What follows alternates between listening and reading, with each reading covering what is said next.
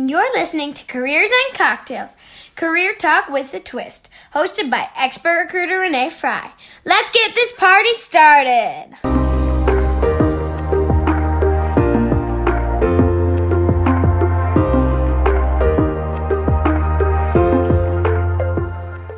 Hey, party people. Welcome back to Careers and Cocktails. I am thrilled to be zooming in today with Abigail Emerson, who's currently in Las Vegas. Hey, Abby. Hi, how's it going? I'm fantastic. And Good. what are we drinking today? Okay, so it's still morning, so I'm having my oat milk chai tea latte. So tell me about this oatmeal chai tea latte. I've never had one Oh, before. sure. I like, I love my chai latte. But oat milk, I started drinking it when I was visiting coffee shops in Amsterdam, coffee shops in Amsterdam, and they were drinking oat milk. So I just kind of got into the oat milk as a non-dairy option. So it's oat milk. I thought you said oatmeal. No, oat milk. Oat milk chai latte. And yes. I'm drinking a Nespresso, so I'm addicted to Nespresso because of the froth that it creates on top. It's just a black coffee, and love it. These little pods, and they are good. Little containers. I love them. Every morning I have myself. Cheers. Yes, very cheer. Yeah, very good. So, what can we celebrate for you this week? Let's see. So I guess the biggest thing that's happened recently to me is last Friday I passed a check ride of mine that I was doing for my pilot training. So I'm now a new multi-engine flight instructor. So that's kind of an achievement that I could share.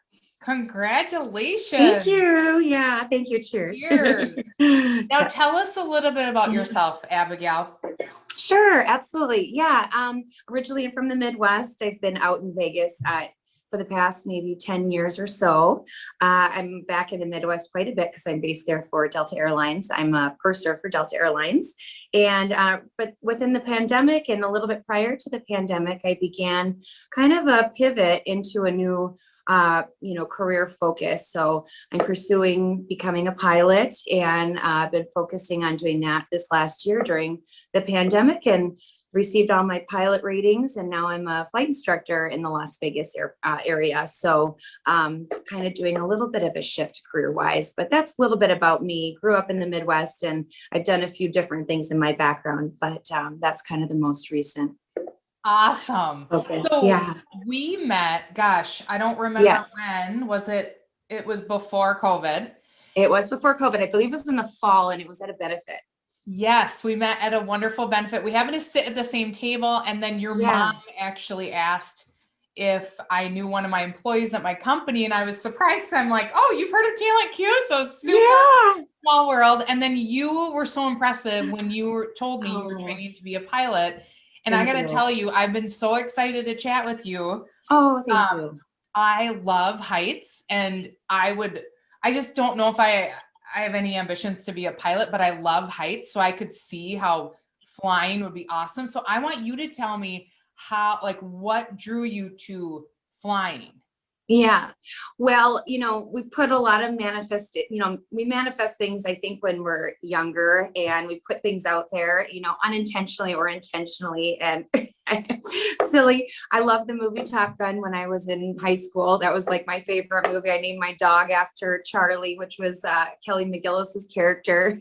And, so I fall into the aviation sector years later, and I have a background in engineering, and a pilot heard that, and he said, why don't you consider being a pilot? And I sat on it for a moment. So I thought about it. I really enjoyed what I was doing as a flight attendant, and I took maybe a year to really consider going back and putting the training in. So I thought about it, and I thought, yes, this is actually what I want to do. I made the leap, and here I am, So awesome. Yeah, but I would love to take you flying sometime. We'll go out of maybe Richmond or Baldwin when I come back to Wisconsin. I'm happy to go. My brother-in-law has a plane, and I've wonderful a lot. His is in Lake Elmo, but we've flown. Oh, sure. Yeah, super. I actually had a really scary event happen in his plane. We went through some clouds, scariest thing that ever happened. and he's like, Renee, I've never done that before. And when we got to the ground, like he's super calm under pressure and we were fine. But I like literally almost peed my pants because he had to maneuver so quickly. But we made it. Here I am. I'm still on the ground. So you're here. He was a good pilot, and he was good. He kept us calm under pressure, and that's a critical thing and a very good characteristic trait to stay calm and give that impression to those riding with you. Right, and I could even never if you're do not that. inside. That's my downfall, Abigail. Is under trauma or pressure, I like freeze. I'm like, what do we do? Sure. What do we do? So I wouldn't be good. Sure. Well, I think initially you might end up doing that too, as you're weighing in your options about how I'm going to handle this and go through the A, B, C's and D's, but staying calm and not giving the indication that you're nervous. Right. Yeah. So pretend I'm a kindergartner and explain to me what you do for a living. Okay. Well, and I think, anybody can imagine so I am kind of working a little bit 2 jobs right now. I took a leave from Delta, which I'll be returning to in May with the COVID pandemic. So my primary job is I'm a purser for Delta Airlines, and I fly lead on international flights, mainly to Europe.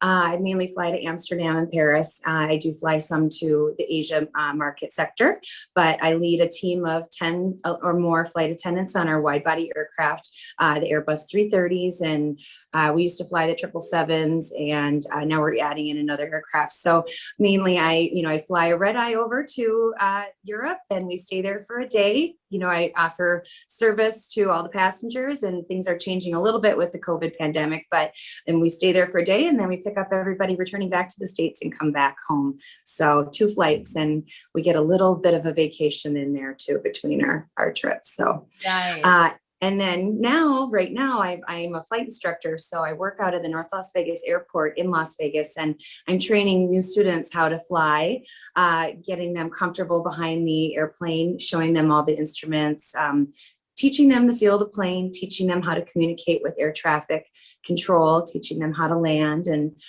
maneuver. So it's quite fun, and, it's exciting, and being an instructor has a lot of responsibility to it, especially, as a flight instructor. So, it's been good and enjoyable.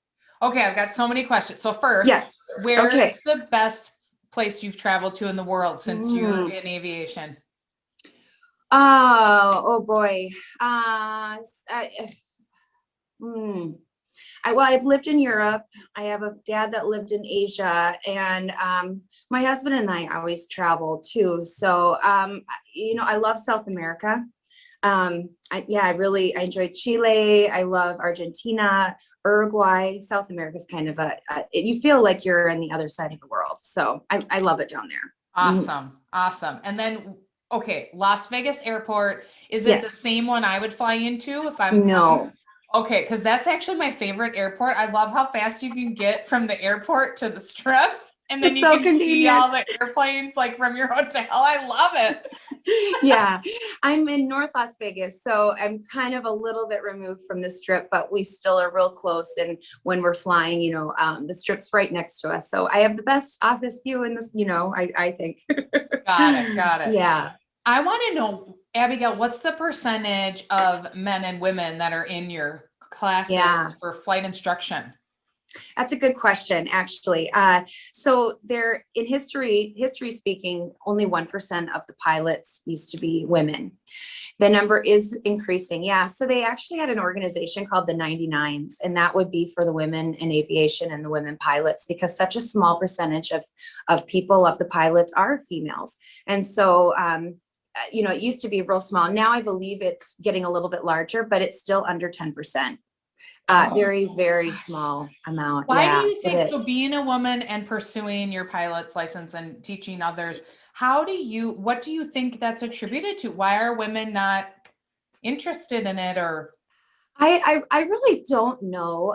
Because I have a degree in engineering, and that's also predominantly male, but the numbers are larger in engineering. There's a lot of women that go into math and science, and it's not a huge requirement to learn math and science to fly.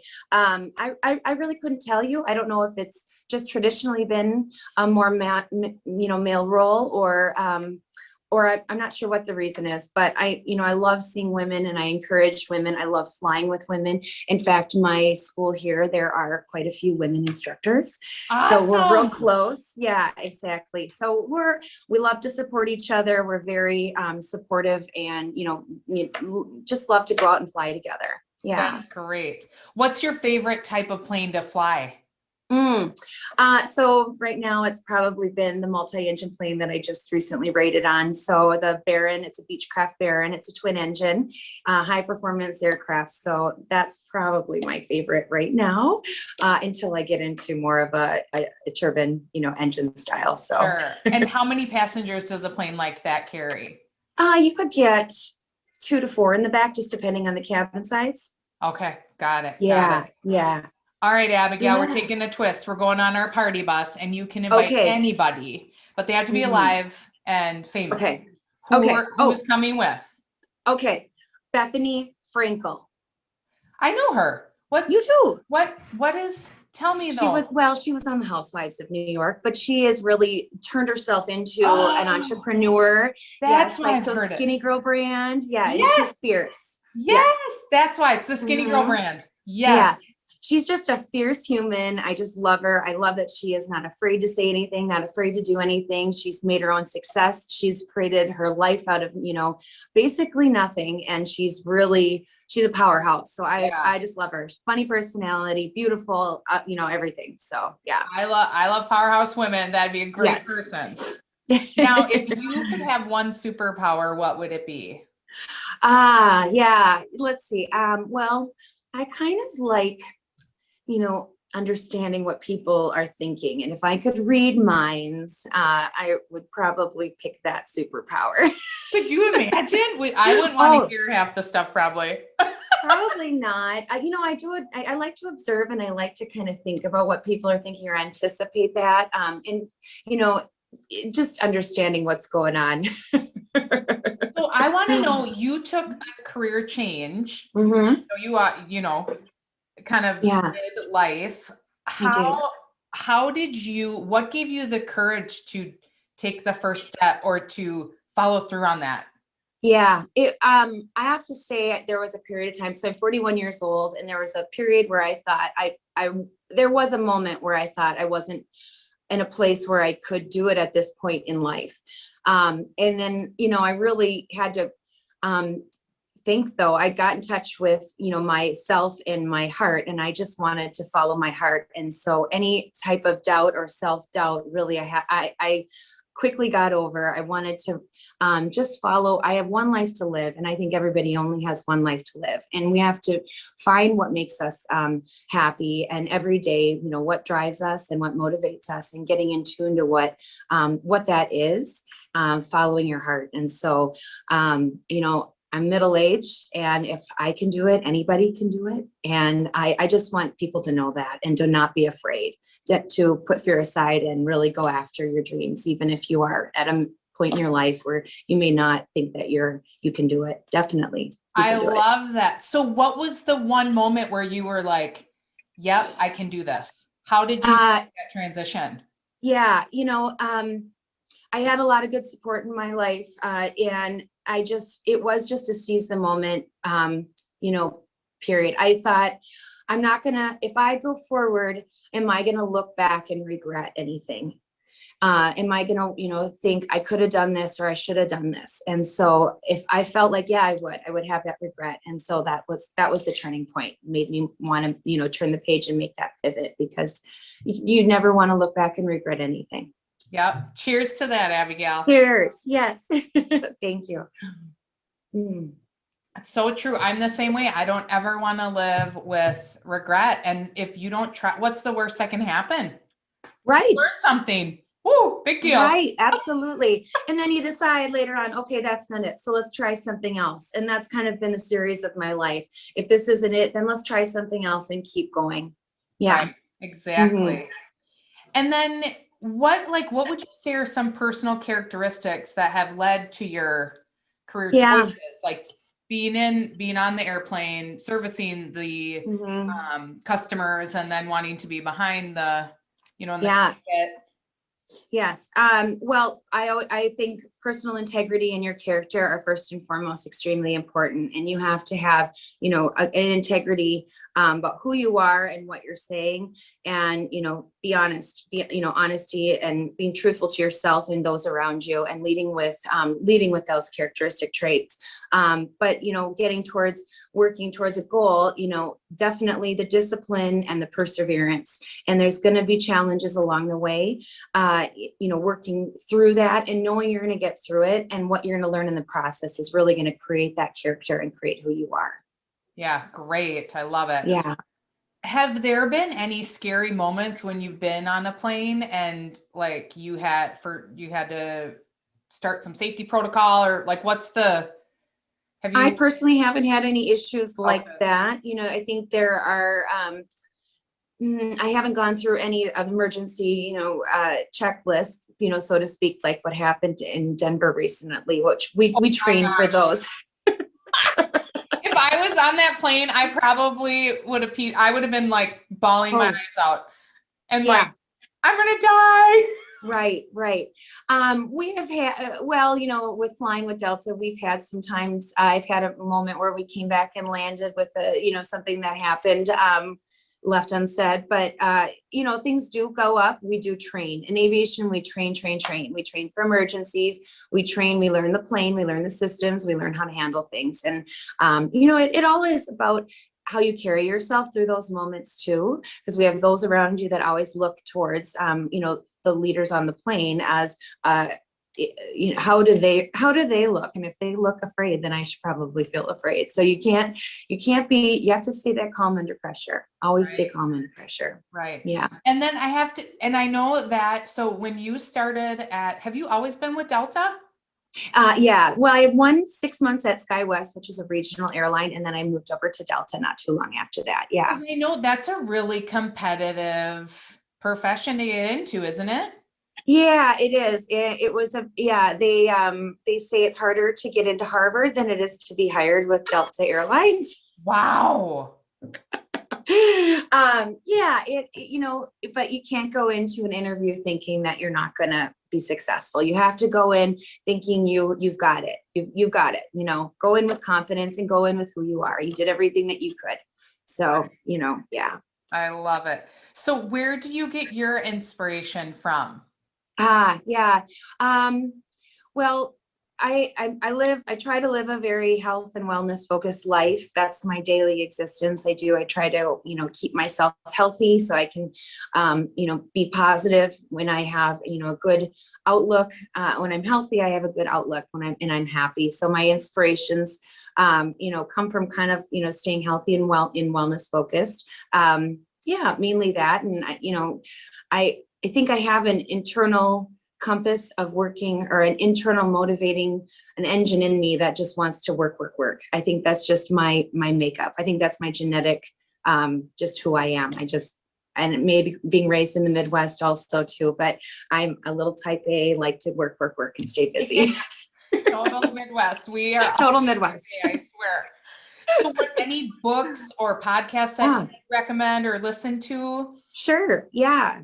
I love Rich Roll's podcast. He was an ultra marathoner. He's written a book about his life. He's had adversity in his life, and he's really come around to finding, himself and what makes him happy, and inspiration in in different things. So I found a lot of inspiration from him. He's brought in experts of different fields, and I've listened to his podcast along the way. I have a couple other ones that I love. The Doctor's Pharmacy, a functional medicine doctor. I think he's great. And then I have another few that I love to throw out there for the aspiring pilot. Opposing Bases is one for air traffic controllers, which are great.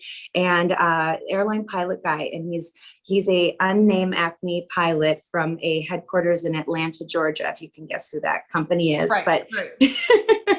Yeah, he's a great one for those aspiring pilots. Yeah, I had no idea they had podcasts. There's a podcast out there for everyone, right? Everything.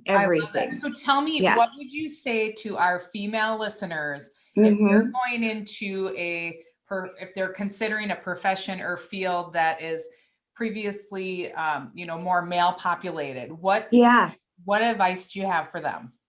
Set fear aside and focus on you. And it's all about what makes you want to reach your goals. Don't listen to the naysayers or any outside, anything, going on from the side peripheral. Stay focused, keep your tunnel vision going, and find your people, find your support system and who are going to keep you focused and keep you driving towards your success and what makes you happy. You'll find those people.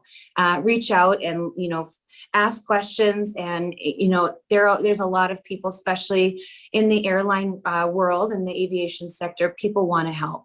And so there's many pilots want to help and they want to share if it is aviation that you want to get into.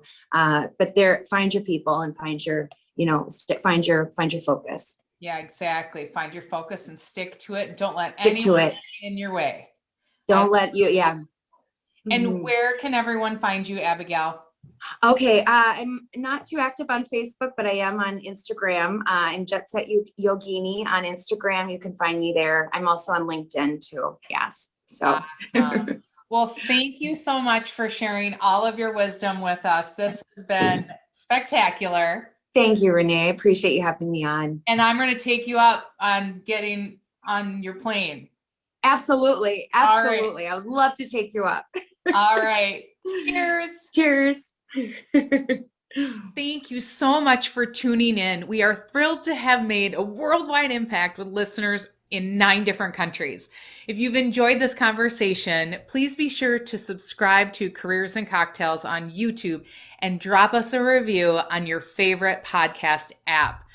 If you're looking to update your resume or you're stuck in your career, I'm designated by LinkedIn as the top resume writer and career coach expert. I even created a resume and e-learning course to help you if you want to do your own resume. It's super simple and extremely affordable. Go to careersandcocktails.com to learn more. I also wrote a book called I Hate Mondays for all of you job seekers who hate your jobs and want to love your Mondays. You can go there for the same information. And of course, I am up to so much valuable information sharing that for you hiring leaders, if you want to find the secrets to finding the best talent, I have a hiring guide at careersandcocktails.com as well. I am here to share information and help people love what they do. Until next time, cheers.